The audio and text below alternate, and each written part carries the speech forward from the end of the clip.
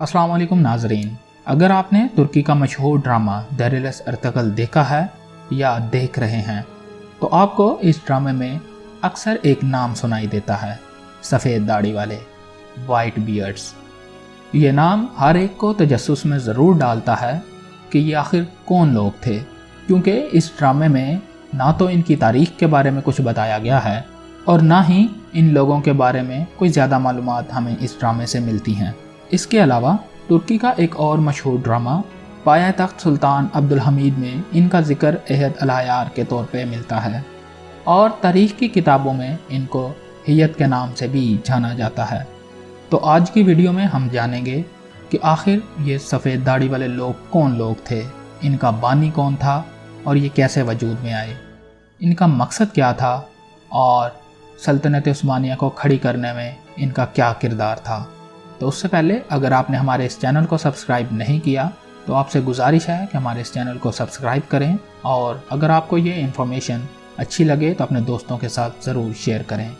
तो चलिए शुरू करते हैं वीडियो को। सफ़ेद दाढ़ी वाले असल में तुर्कों की एक खुफिया तंजीम थी जिसका मकसद दुनिया में इस्लामी सल्तनत कायम करना, इस्लाम का झंडा बुलंद करना और नबी अकरम हज़रत मोहम्मद सल्लल्लाहु अलैहि वसल्लम के फरमान पर अमल करना था। वो फरमान कुछ यूँ है, तुम कुस्तंतुनिया ज़रूर फ़तह करोगे,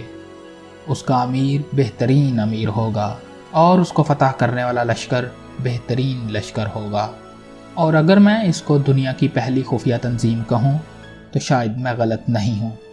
नाजरीन, इस तंजीम का आगाज़ तुर्कों के एक अजीम शख्स दीदे कुरकुत से होता है, जिनको तारीख़ में एक्सेकल के नाम से भी जाना जाता है, यानी सफ़ेद दाढ़ी वाले बुज़ुर्ग, वाइट बियर्ड्स। दीदे कुरकुत नहायत ही ज़हीन और दूरअंदेश बुज़ुर्ग थे जो तुर्कों के चिरकों के मामलात अपनी दूरअंदेशी और जहानत की वजह से हल कर दिया करते थे और यही वजह है कि बाद में दीदे कुरकुत का नाम एक्सेकल पड़ गया। तुर्की में लफ्ज़ एक्सेकल का मतलब है सफ़ेद दाढ़ी वाला या एक मुअज़्ज़िज़ बुज़ुर्ग, और एक्सेकल्स यानी कि सफ़ेद दाढ़ी वाले ये वो लोग थे जो अपनी दूरअंदेशी और अपनी जहानत की वजह से तुर्कों के मामलात को बड़ी आसानी से हल कर दिया करते थे और तुर्कों में इन लोगों को एक नहायत मुअज़्ज़िज़ लोगों की तरह जाना जाता था। 13वीं सदी के एक मशहूर मौर्रिख़ रशीदुद्दीन हमदानी ने तारीख़ की किताबों में लिखा है कि दीदे कुरकुत एक हकीकी शख्स था जो कि 295 साल तक ज़िंदा रहा और एक अगोज़ हुक्मरान अनैलसे यकूए ख़ान ने दीदे कुरकुत को हज़रत मोहम्मद सल्लल्लाहु अलैहि वसल्लम की खिदमत में एक सफ़ीर बनाकर भेजा और वहाँ उन्होंने हज़रत मोहम्मद सल्लल्लाहु अलैहि वसल्लम की सीरत से मुतासिर होकर इस्लाम कबूल कर लिया और वहीं उसने आप सल्लल्लाहु अलैहि वसल्लम का वो फरमान सुना जिसमें आप सल्लल्लाहु अलैहि वसल्लम ने तुर्कों को कुस्तंतुनिया फ़तह करने की खुशखबरी सुनाई। वो फरमान कुछ यूँ है, तुम कुस्तंतुनिया ज़रूर फ़तह करोगे, उसका अमीर बेहतरीन अमीर होगा और उसको फ़तह करने वाला लश्कर बेहतरीन लश्कर होगा। इसके बाद दीदे कुरकुत ने वापस आकर इस पेशन गोई के बारे में औज़ हुक्मरान को बताया और औज़ हुक्मरानों ने आप सल्लल्लाहु अलैहि वसल्लम की इस पेशन गोई को अपना फ़र्ज़, रवायत और अपनी ज़िंदगी का मकसद बनाया और इसी सिलसिले में अगौज़ हुक्मरान अपने बेहतरीन सिपाहियों का इंतखाब करते और उनको सफ़ेद दाढ़ी वाले बुज़ुर्गों के पास भेज देते और इसी तरह सफ़ेद दाढ़ी वाले बुज़ुर्ग उन लोगों को उनकी सलाहियतों के मुताबिक खुफिया काम सौंपते और उनको जासूस बनाकर दुश्मनों और मुख्तलिफ़ इलाक़ों में भेज देते। पहले इस तंजीम का नाम सफ़ेद दाढ़ी वाले की बजाय बोरोबुदुन था, जिसकी बुनियाद एक औज़ हुक्मरान ने रखी। उस वक़्त तुर्क गोक तुर्क कहलाते थे, जिसका मतलब है आसमानी तुर्क। ये नाम रखने की वजह ये थी कि तुर्क लोगों का कहना था कि नीला आसमान उनकी छत है, यानी इसका मतलब ये है कि वो दुनिया में एक ऐसी सल्तनत की बुनियाद रखना चाहते थे जो पूरी दुनिया पर नीले आसमान की तरह फैली हो। और गोक तुर्क सल्तनत दुनिया में तुर्कों की पहली सल्तनत थी और बोरोबुदुन तंजीम की बुनियाद जिस औज़ हुक्मरान ने रखी उसका नाम था वज़ीर बिल्गे तनयोकुक और इस तंजीम का काम दुश्मन ममालिक और मुख्तलिफ़ कौमों के बारे में खुफिया मालूमात इकट्ठा करना था। اور اسی کام کے لیے یہ تنظیم مختلف ممالک اور قوموں میں جاسوس بنا کر بھیجتی تھی۔ پہلے گوک ترک کا نشان ایک بھیڑیے کا سر تھا اور اسی طرح اس تنظیم کا نشان بھی یہی بنا، اور کوئی شخص اس بات سے انکار نہیں کر سکتا کہ سلجوق سلطنت کے قیام میں ان سفید داڑھی والے لوگوں کا بہت بڑا ہاتھ ہے، اور یہ سفید داڑھی والے سلطان علاء الدین کے لیے بھی جاسوسی کے کام سر انجام دیتے رہے، اور یہ سفید داڑھی والے ہی لوگ تھے جن کے کہنے پر ارطغرل غازی نے بازنطینی سرحدوں پر ہجرت کرنے کا فیصلہ کیا، جیسا کہ ارطغرل ڈرامے میں بھی اس کو دکھایا گیا ہے۔ ارطغرل غازی، ان کے والد سلمان شاہ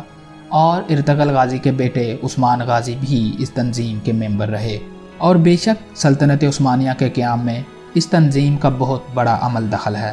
اور شاید اس تنظیم کی ملٹری پاور اور جاسوسی کارروائیوں کے بغیر سلطنت عثمانیہ کا قیام ناممکن تھا۔ سلطان علاء الدین کے دور حکومت میں اس تنظیم نے کچھ خفیہ گروپوں کی بھی بنیاد رکھی، جس کے اراکین بہت سے مذہبی شیخ، سلطان، حکمران اور قبیلوں کے سردار تھے،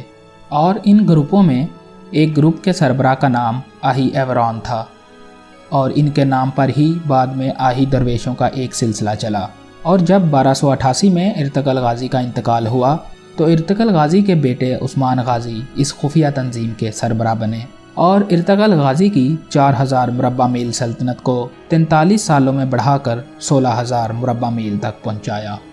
جیسا کہ میں نے پہلے بھی کہا کہ سلجوق سلطنت اور سلطنت عثمانیہ کے قیام میں ان سفید داڑھی والے بزرگوں کا بہت بڑا ہاتھ تھا، شاید ان کے بغیر سلطنت عثمانیہ اور سلجوق سلطنت کا قیام ناممکن تھا۔ تاریخ کی کتابوں میں لکھا ہے